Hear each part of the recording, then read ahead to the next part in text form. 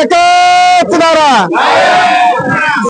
सूचनामध्ये भरडला, शासनाच्या समितीमध्ये साधन व्यक्ती अडकला, शासनाच्या समितीमध्ये साधन व्यक्ती अडकला, सुंदर माझं खात ग बहुत झकास.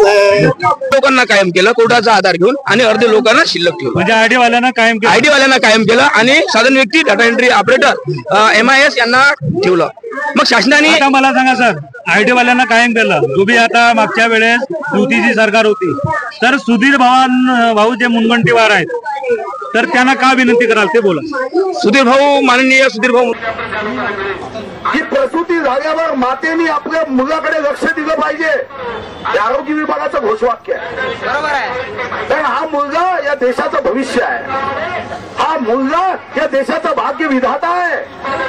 पण कोणती अडचण आली शेवटपर्यंत माहित नाही. त्यानंतर त्या पहिल्या टर्मच्या सरकारच्या ह्याच्यामध्ये आम्ही कायम होऊ शकलो नाही. त्यानंतर एक एक एक गॅप निर्माण झाला संघटनेमध्ये, आणि संघटनेमध्ये गॅप निर्माण व्हायला पाहिजे, तो विद्यार्थी निपुण व्हायला पाहिजे. तर आम्हाला असं माहित पडलं आहे की तुम्ही केंद्र प्रमुखाच्या लेवलचं काम करता, तर तुम्हाला अजून कायम का करत नाही सरकार? माहिती नाही सर, सरकारला काय म्हणायचं आहे ते मला कळत नाही. परंतु आम्ही केंद्र प्रमुख, विस्तार अधिकारी असो, BOचे काम असो, सर्व काम आम्ही करत असतो. आता मला सांगा, CM ला काय विनंती करा? CM साहेबांना आमची एकच विनंती राहील की आमची वय झालेली आहे, आम्हाला 18 ते 19 वर्ष ह्या पदावर काम करत आहोत आणि कंत्राटी पद्धतीने करत आहोत. हा कंत्राटीचा कलंक आम्हाला पुसायचा आहे आणि आम्हाला कायम व्हायचं आहे. आम्ही समान काम करतो, परमनंट कर्मचाऱ्यांचा सर्व म्हणतोय ते आमचे सुधीर भाऊ मुनगंटीवार होते. बरं, नाव ऐका, युती शासनामध्ये नाव ऐकलेलं आहे आणि हे महाराष्ट्रभर हे सर्वांना आता मला सांगा सर, ते झालं. आता सुधीर भाऊ मुनगंटीवारला कोणतं कळकळीची हात जोडून विनंती करा. बघा, सुधीर भाऊला तर आहे कळकळीची आमची हात जोडून विनंती आहे. पण आजचं जे नाव सांगा, गाव सांगा. माझं नाव आहे संजय महादेव शेळके, विशेष साधन व्यक्ती, पंचायत समिती जिवती. सुधीर भावाला विनंती कोणती करून राहिले? सुधीर भावांना एकच माझी विनंती आहे, तुम्ही ज्या वेळेस आमचं नेतृत्व केलेलं आहे, तुम्ही ज्या वेळेस आमदार म्हणून होते, त्यावेळेस तुमच्या विरोधात जे काही सरकार होतं, त्यावेळेस तुम्ही जे काही बोलत होते, सरकार आल्यानंतर तुमची पहिली फाईल, ऐका सर, तुमची पहिली फाईल हे मी करणार, हे जे त्यांनी बोललेलं होतं ना, व्हिडिओ आजपर्यंत पूर्ण झालेला नाही आणि तो व्हिडिओ आताही आमच्याकडे सेव आहे सर. 12/12/2012चा तो व्हिडिओ आहे. योगायोग बघा सर, या राज्याचे मुख्यमंत्री माननीय देवेंद्र फडणवीस त्यावेळेस योगायोग बघा, 12/12/2012 यानंतर सरकार त्यांचं आलं. यानंतर चांद्यापासून बांधायापर्यंत मला कुणालाही पुन्हा नागपूरवर मोर्चा काढायची तुम्हाला वेळ येणार नाही, असं याच ठिकाणी आश्वासित केलं होतं माननीय देवेंद्र फडणवीसांनी. योगायोग बघा, माननीय देवेंद्र फडणवीस हे मुख्यमंत्री, माननीय विनोदजी तावडे हे शिक्षण मंत्री, माननीय सुधीर भाऊ अर्थमंत्री, सगळं सरकार यांचं असताना सुद्धा सर, तुम्हाला म्हणायचं आहे की तिजोरीच्या चाव्या यांच्याकडे असताना सुद्धा आम्हाला कायम केलेले. सर, हा जो महत्वाचा मुद्दा है, कारण की उसके तहत विशेष शिक्षक या तो विशेष शिक्षक, तालुका विशेष शिक्षक और जिला स्तर पर जिला समन्वय, साथ में विविध स्तर पर विषय साधन व्यक्ति हो, चाहे जिला समन्वयक हो, जिला कार्यक्रम अधिकारी हो. पिछले बार विनोद भाऊ अग्रवाल ने विधानसभा में क्वेश्चन उठाए थे, तो उसका कुछ हुआ क्या? देखिए, हमारे विधायक महोदय है, हमारे खासदार, या जो भी हमारे लोग प्रतिनिधि है, हमको बोला जाता है कि बस आप हमको आने दो, हम तुम्हारा काम करेंगे. लेकिन हमारी 18 साल की लड़ाई है कि आज तक के हमको जो आश्वासन दिए गए, लेकिन आश्वासनों के ऊपर निश्चित कोई उपाय अभी तक के नहीं निकला. काय नाव मॅडम? माझं शकुंतला दडमल. कुठं कार्यरत आता नांदेड जिल्ह्यामध्ये हदगाव तालुका. अगोदर कुठं होते? आम्ही गडचिरोली जिल्ह्यामध्ये नक्षल एरियामध्ये. इथून बदली झाली तुमची? काय समायोजन केलं 2013 मध्ये. आता समायोजन केलं तर पगार तर वाढ झाली की तेवढंच आहे? तेवढं नाही, बाळ झाली तिथं होती तर 10,000 होती, इकडे आली तर 18 नंतर आता 30 मिळत आहे सध्या. आता कुटुंब भागत आहे. नाही भागत नाही, एवढ्या महागाईच्या काळामध्ये 30,000 मध्ये काय होते. काय नाव मॅडम? आशा येडे मॅडम. कुठं कार्यरत? गोंदिया नाही, आता नांदेडला आहे, आधी गोंदियाला कार्यरत होती. काय म्हणाल तुम्ही? आमचे जे विनोद भाऊ अग्रवाल, आपले पुरामजी आहेत, त्याच्यानंतर राजकुमार पटोले, त्यांना काय म्हणाल बदलीविषयी? आम्ही त्यांना बदली करायसाठी खूप प्रयत्न केले, परंतु अजूनही आमची बदली झाली नाही आणि आम्हाला त्या नांदेड जिल्ह्यामध्ये एवढा त्रास होत आहे. आम्ही बाहेर गावचे असल्यामुळे आम्हाला खूप तिथं पिळवणूक होत आहे. मॅडम, एक सांगा, आयटीचे लोक परमनंट झाले, वस्ती शाळेचे परमनंट झाले, कमी क्वालिफाईड, इथं म्हणजे तुम्हाला का असं का वाटतं? म्हणजे आपण तुम्ही मागे कुठे पडले? त्यांचं काम झालं, चांगलंच झालं. आपल्याच विभागाची लोक आहेत आणि आपलंही त्याच्या मागे काम होईल हा विश्वास आहे आम्हाला. आता सरकार यावेळेस आमचं काम करेल. काय नाव मॅडम? सुमती राजूरकर. जिल्हा कुठं कार्यरत? URC 3 दुर्गानगर. नागपूर. तर 33,000 मानधन आहे, हो. परिपूर्ण आहे सरकारकडून? बिलकुल नाही सर, कारण जे शिक्षण आहे आणि त्याच्यानुसार 18 वर्षाचा अनुभव आहे, त्या मानाने अगदीच तुटपुंज आहे आणि बिलकुल समाधानी नाही आहोत आम्ही, कारण आम्ही इतकं विद्यार्थ्यांची गुणवत्ता वाढायसाठी प्रयत्न करतो आहे आणि त्यामुळे आज विद्यार्थी टिकून आहेत. त्याच्यामुळे त्या मानाने जर हे बघितलं मानधन तर अगदीच कमी आहे. हे इकडे धार्मिक मॅडम आहेत, कवयित्री, एक कविता. आता मला सध्या आठवणार नाही, पण शासनाला अशी माझी विनंती आहे, शासनावर अशा खूप साऱ्या कविता केलेल्या आहेत, पण त्या कविता दोन कडवे सध्या मला आठवत नाही ती कविता.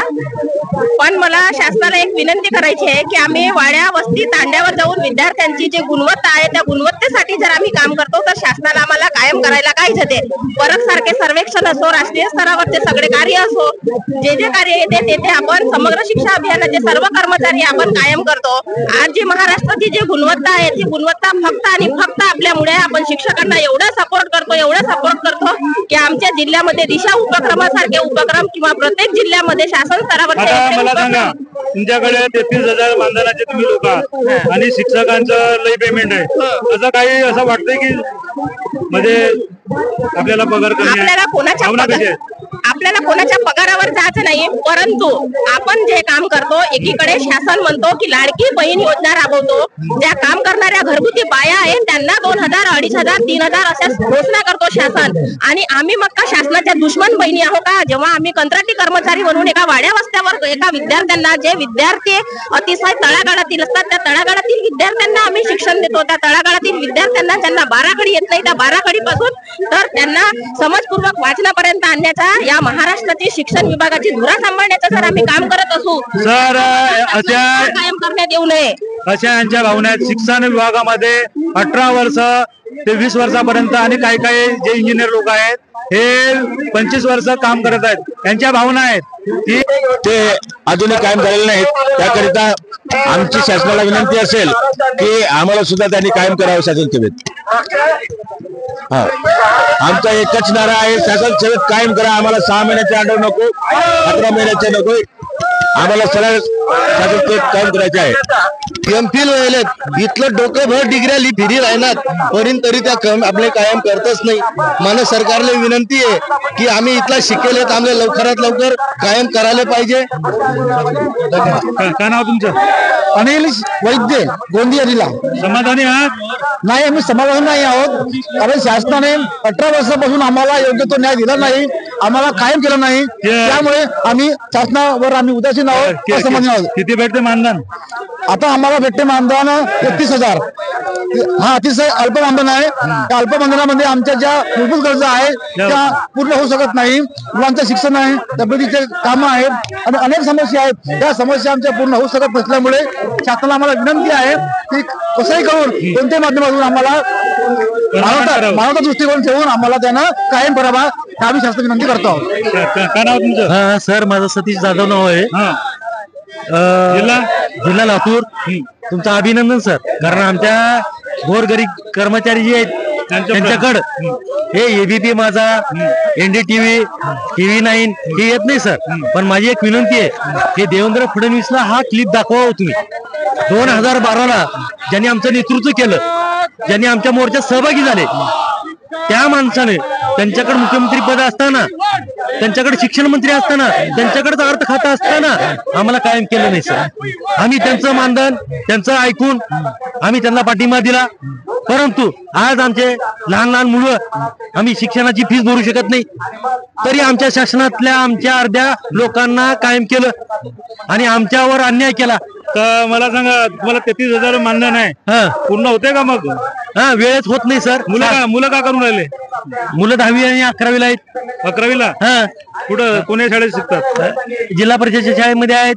10वीला मुलगा माझा जिल्हा परिषद. म्हणजे मानधन कमी असल्यामुळे आपल्याला आपण शिक्षकाप्रमाणे जे आहेत क्लासरूम त्यांच्याप्रमाणे ट्युशनची फीस लातूर जिल्ह्यामध्ये 80,000 रुपये ट्युशनची फीस आहे सर. आम्ही भरू शकत नाही. आम्हाला तुटपुंज अल्प मानधन आहे 30,000. आम्ही काय करायचं? आमची शासनानं विनंती आहे शासनाला, ज्यांनी नेतृत्व केलं. मी सुनील राऊत, विशेष साधन व्यक्ती साळेगावतून जिल्हा गोंदियामधून आलेलो आहे. 18 वर्ष ते 22 वर्षापासून आम्ही तुटपुंज मानधनावर काम करत आहोत. आम्ही सर्व येथील समग्र शिक्षा कर्मचारी उच्च शिक्षित, उच्च विभूषित असून MA BEd आहेत, PhD आहेत, MSc आहेत, 4-4, 5-5 विषयामध्ये MA झालेले आहेत. आता मला सांगा सर, तुम्ही नक्सलाइट झोन मध्ये काम करता, तर सरकारला असं एखादी विनंती करता येईल का की नक्सलाइट जे आहे झोन किंवा याच्यामध्ये याविषयी काय मत राहील? सर, बाकीचे जे कायम कर्मचारी आहेत, स्थायी कर्मचारी, त्यांना नक्सलाइट भत्ता मिळते, चांगला मोठा पगार भेटते, वेतन श्रेणी मिळते, महागाई भत्ते मिळते, आरोग्यासाठी त्यांच्या शासकीय सेवा, वैद्यकीय खर्च मिळते. परंतु आमच्या या करार कर्मचाऱ्याला काही मिळत नाही. समजा जर आमचे बरेचसे बांधव मृत्युमुखी पडले सेवेत असताना आणि त्यांना काही मिळत न्याय तो तुमको देना, न्याय तो तुमको देना, नहीं देंगे तो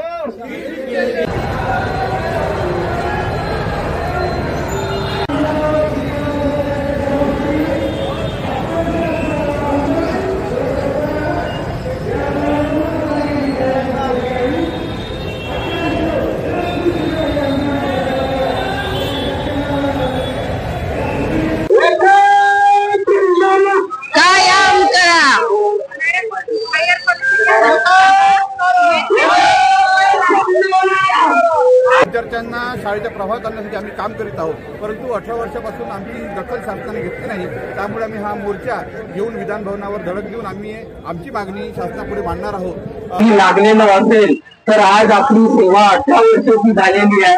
तर 18 वर्षामध्ये जर आपण कायम होऊ शकत नाही तर ह्याचा जाब आपण कोणाला विचारायचा? कारण शासन जर या आपल्या गोष्टीची जर दखल घेत नसेल तर आपण कोणाकडे दाब मागायचा? यावरती कोणतं सरकार आहे, कोण मायबाप आहे ज्याच्या पायाशी लोटांगण घालून आपण आपल्या म्हणजे मागण्या पूर्ण करू शकतो? हा एक खूप महत्वाचा अनुत्तरित प्रश्न आहे असं मला वाटते.